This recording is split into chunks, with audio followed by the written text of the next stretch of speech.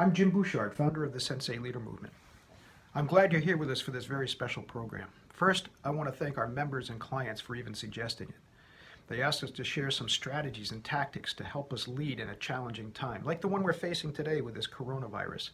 And it's going to get more challenging before it's done. Today, we need leaders to step up. And I mean leaders at all levels. You know, leadership has nothing to do with rank, title, or position of authority. Leaders are people who see what needs doing and they do it. And right now, we need leaders from the front lines to the C-suite. So I hope you'll enjoy this program. Please feel free to share it. And if you're not a member already, please join the Sensei Leader Movement to access more programs just like this. There's no way to soft pedal it. The coronavirus is now the greatest challenge facing us, all of us, today. And the economic effects are going to be just as challenging as the disease itself. We need your leadership. And it doesn't matter if you're a shift manager, the CEO, or the janitor. We need leadership at all levels. Now, leadership has nothing to do with rank, title, or position of authority. Leaders are people who see what needs doing and they do it. And right now, we need all hands on deck. I'm going to share some very specific strategies that help us lead in a crisis. But first, we've got to lay a foundation. In situations like this, we need the respect, trust, and loyalty of the people we serve more than ever. And in a crisis, when our emotions and nerves are taxed too, it's more important than ever that we continue to earn these things. And here are the most important things we need in order to earn that respect, trust, and loyalty: courage, compassion, and wisdom. You might think we wouldn't even need to say it, and this is one of the reasons I keep saying leadership has nothing to do with rank or position of authority. There are a lot of people who are supposed to be leaders, who call themselves leaders, who are acting like children. And I'm sorry, I struggled to find the right words to express that, and that's the most diplomatic I could come up with. Don't get me wrong, I'm not saying you shouldn't be scared. To some degree, we all are. Courage is not the absence of fear. The absence of fear is stupidity.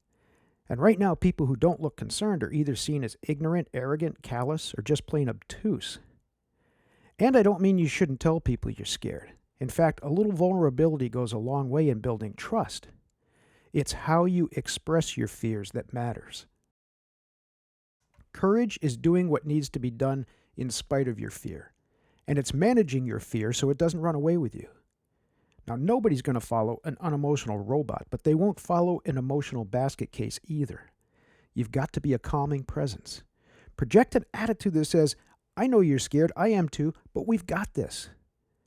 If you need a moment once in a while, take it.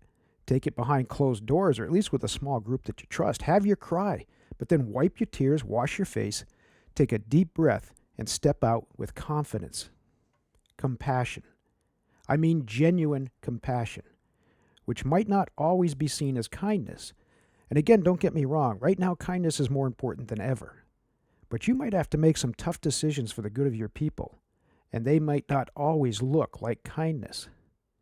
Genuine compassion means true understanding, empathy. You've got to discipline yourself to see things from the other person's point of view, especially in a crisis. Be patient with them. Nerves are raw. As leaders, we just can't afford to lash back at every little outburst. We've got to understand that people will have a hard time containing their emotions right now. We've got to be the ones who take a step back and count to 10. And compassion means we've got to consider the impact of any decision we make on the lives of the people we serve, all of them. We've got to do our best to put ourselves in their shoes. We need the best from our people right now, everybody. We need to bring them together, and we need them all to pitch in. And people perform at their best when, and only when, they know their leaders care. Now's the time to show that we care. Wisdom. This means knowledge and experience tempered by awareness. Now, wisdom isn't some rare quality of hermits and sages. It's a common characteristic of every effective leader. I'm not going to spend a lot of time on this one today, but enough to say that the knowledge and experience part is pretty self-evident. It's the awareness part we need to pay attention to right now.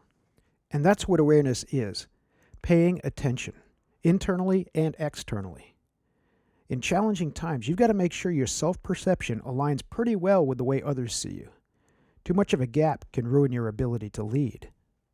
And it's easy in times like this to get siloed and let that gap get very, very wide. Even when the poop is hitting the fan, you've got to take some time to step back, see yourself accurately, and understand how others are responding to you. If there is a gap, you've got to make adjustments, and quickly. One of the best ways is to make sure you've got one or two trusted confidants with you at all times. You don't want yes men, not ever, but especially not now.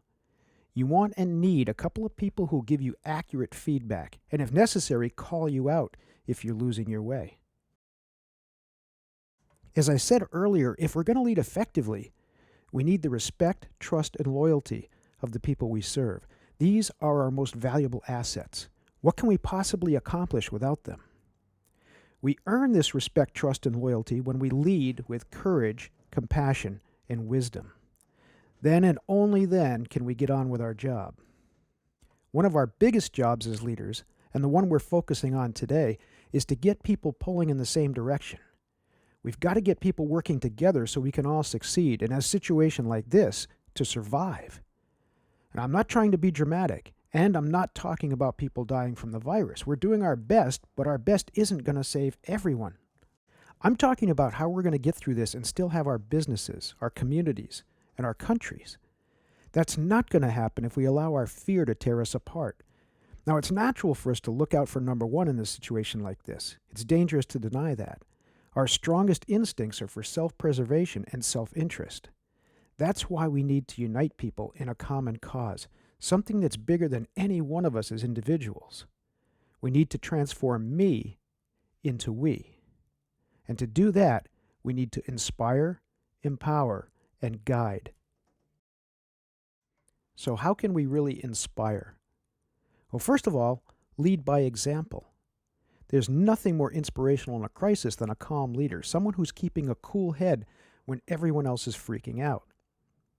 And people follow examples much more enthusiastically than orders.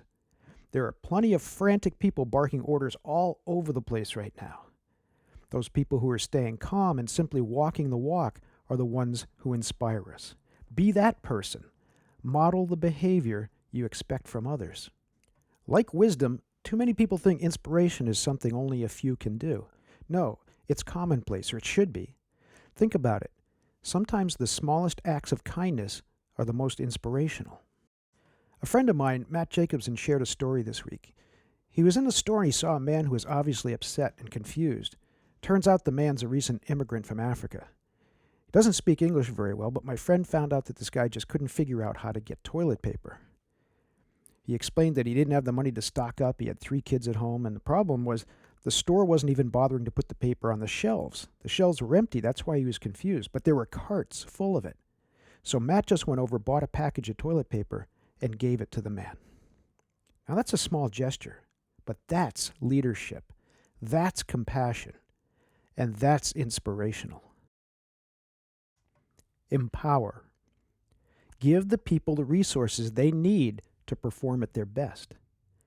Now, I hate it that some people see empowerment as a grant, as some kind of permission. No, empowerment is solid. It means getting the people what they need to perform effectively. And if you want them to do their best, get them what they need to do their best. Make sure they've got training. Prepare them.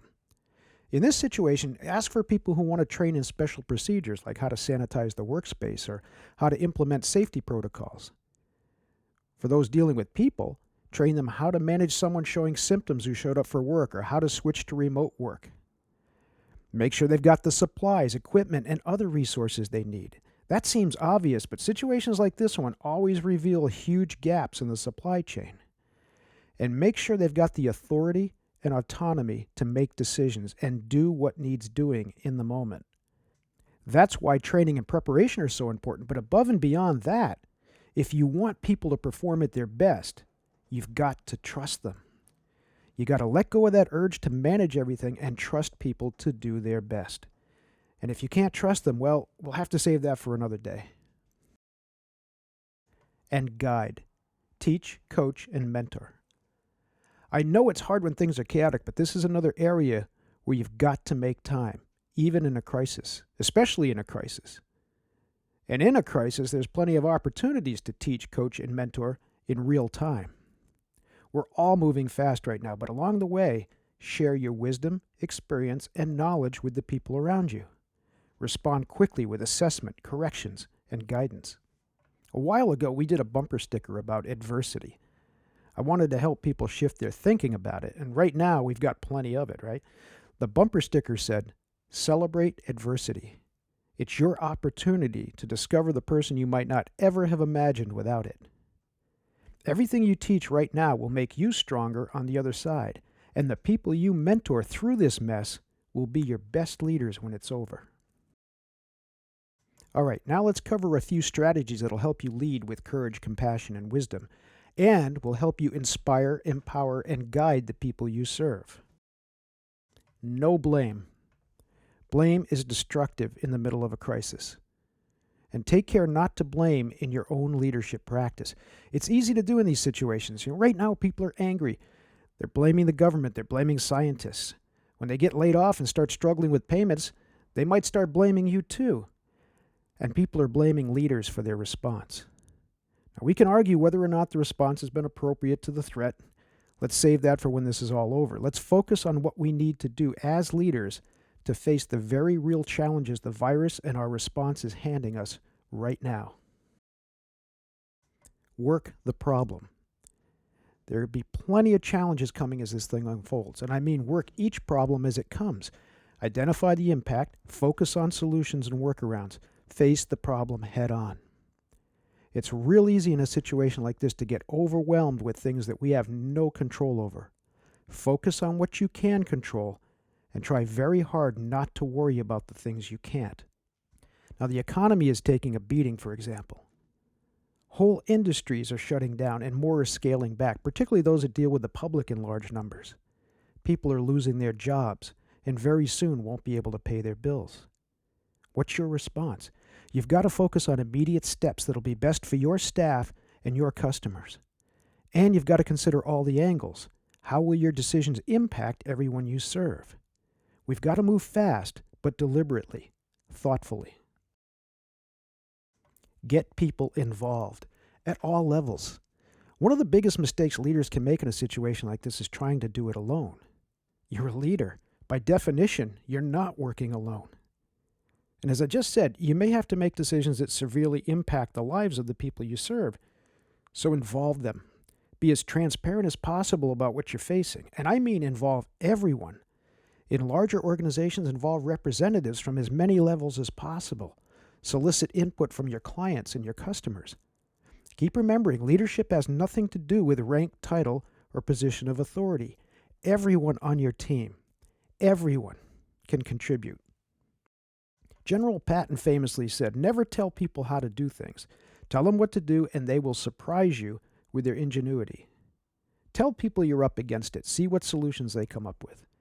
You may be very surprised when some of the best ideas come from the most unlikely sources. Tell the truth. The problem with coronavirus is that there's a lot that nobody knows.